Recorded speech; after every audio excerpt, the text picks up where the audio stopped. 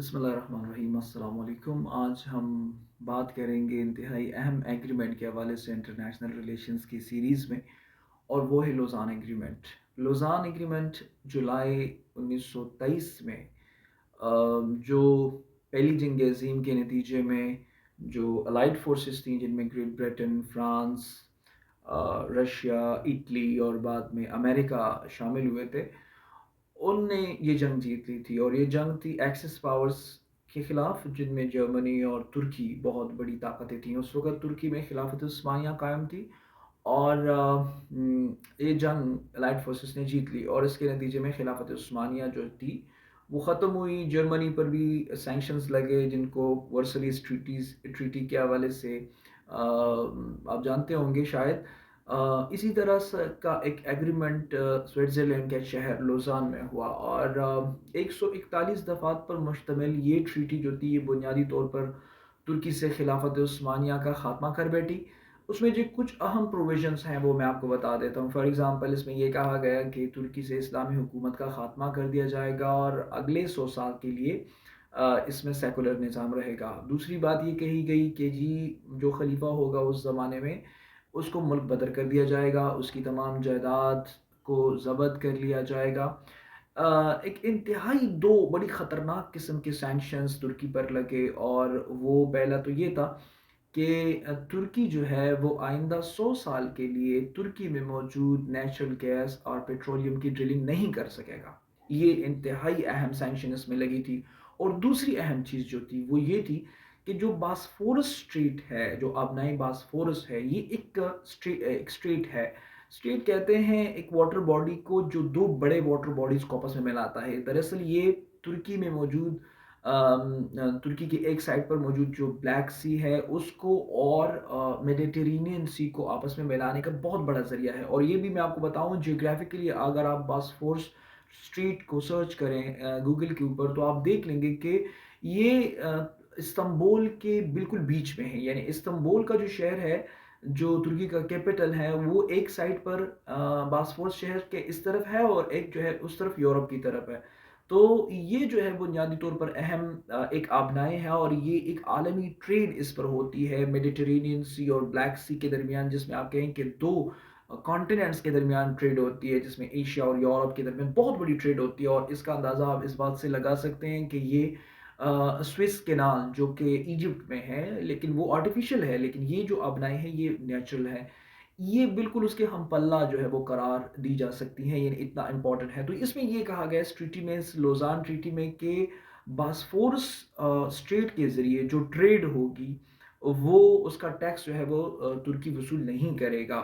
تو یہ انتہائی اہم سینکشنز جو ہیں اس پر لگا دی گئی۔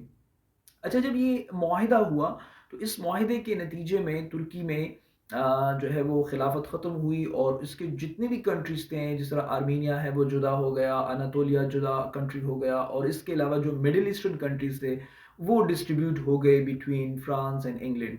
اور اس میں آپ یہ کہیں کہ سیریا جو تھا وہ فرانس کو دیا گیا، اور جو دیگر ممالک تھے جس طرح کہ لبنان تھا، یا فلسطین تھا، یا عراق تھا، یا اور اس طرح ممالک تھے، وہ انگلینڈ کے حصے میں آ گئے، جس سے بعد میں بھی پرابلمس پیدا ہوئی۔ آپ جانتے ہیں کہ فلسطین کا مسئلہ جو بعد میں نے اس سے پہلے ایک ویڈیو لیکچر میں بیان بھی کیا، کہ جس میں نے بیلفور ڈکلیریشن کے حوالے سے بات کی، جو اس میں وہ بیلفور نے اس کو لیگلی اس کو دے کر ایک ڈاکومنٹ، ایک ڈکلیریشن کے تھرو ایک یہودی والٹر چارلز رتھ چائلڈ کے کو کہا کہ جی ہم آپ کی تائید کرتے ہیں اسرائیلی اسٹیٹ کی، کہ وہ وہاں پر فلسطین میں بنے۔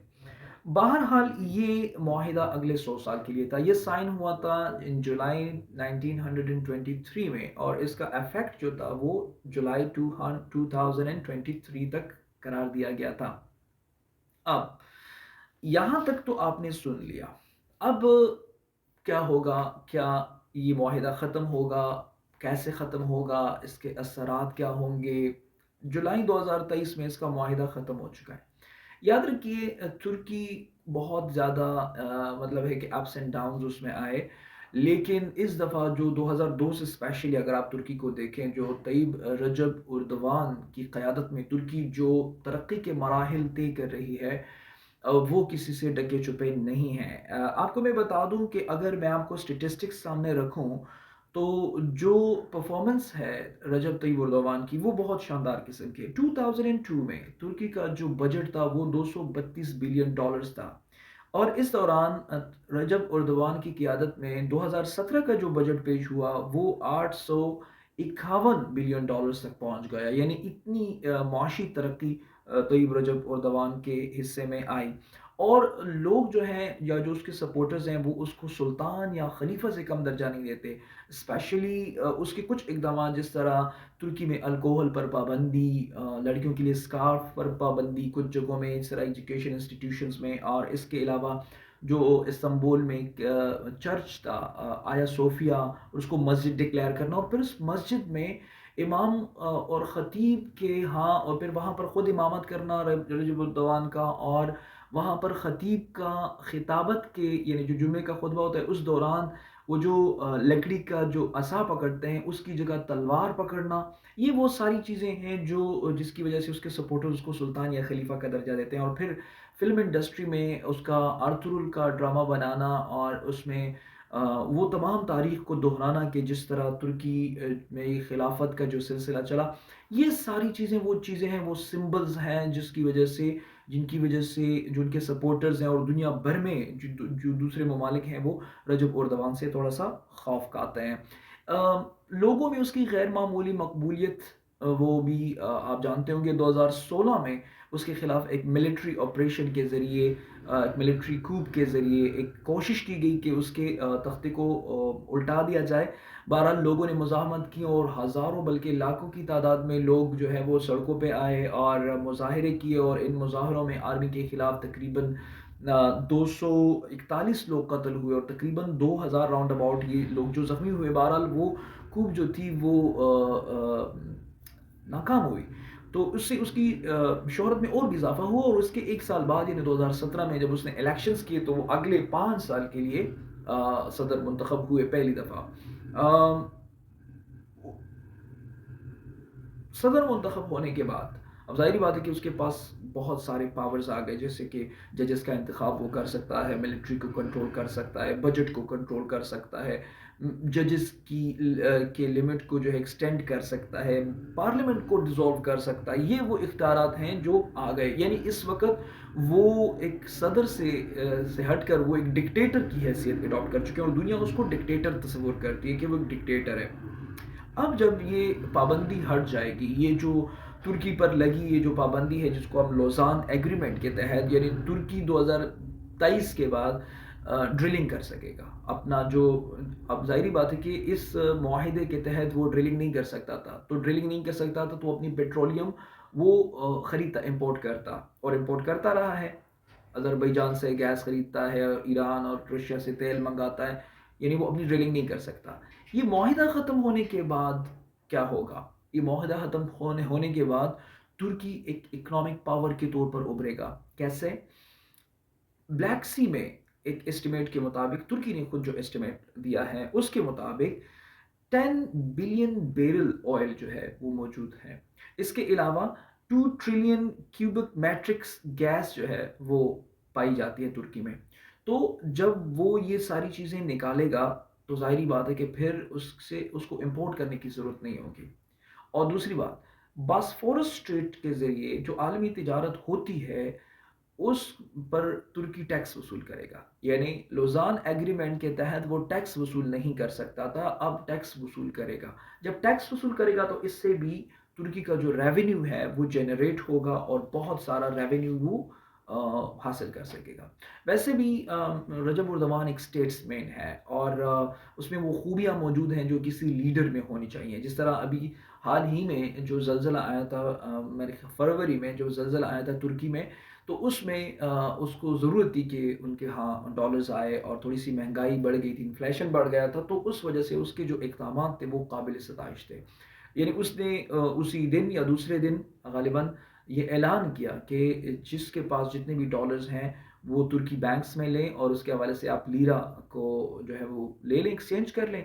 अगर आप नहीं करेंगे तो चंद दिनों बाद डॉलर जो है वो उस पर पाबंदी आयद कर दी कि डॉलर की खरीद नहीं होगी। तो लोगों की लाइनें लग गईं और तकरीबन एक दिन में 24 घंटे में 1 अरब डॉलर जो है वो तुर्की को मौसूल हुआ। तो उसके कुछ इस तरह के फ़ैसले हैं कि जो बहुत अच्छे हैं उस रियासत के लिए, उस मुल्क के लिए, और लोग उस पर यकीन भी करते हैं कि वो एक लीडर है। अच्छा, जब ये 2023 में जुलाई में चूँकि मुआहदा ख़त्म होने वाला था, लेकिन ज़ाहिर-सी बात है कि जो बड़े ममालिक हैं, जो ग्रेट पावर्स हैं, जो इज़राइल हुआ या फिर अमेरिका हुआ, यूरोप हुआ, इसके अलावा इंडिया हुआ, वो ये सब कुछ देख रहे हैं और वो ये सब होने देंगे या नहीं देंगे, एक सवालिया निशान है। लेकिन तुर्की का जो रिवाइवल होगा इस मुआहदे के ख़त्म होने के बाद, तो इससे तुर्की का जो रेपुटेशन है वो वापस बहाल हो जाएगा, और जो मुस्लिम दुनिया है उसको तुर्की जो है वो बेहतर अंदाज में लीड करने की पोजीशन में आ जाएगा। लेकिन दिलचस्प सवालात ये हैं और जिनके जवाबात अभी तक एक क्वेश्चन मार्क है, वो ये है कि तुर्की बिग पावर्स को कैसे डील करेगा? तुर्की जो है वो नेटो और जी-20 को कैसे इन्फ्लुएंस करेगा?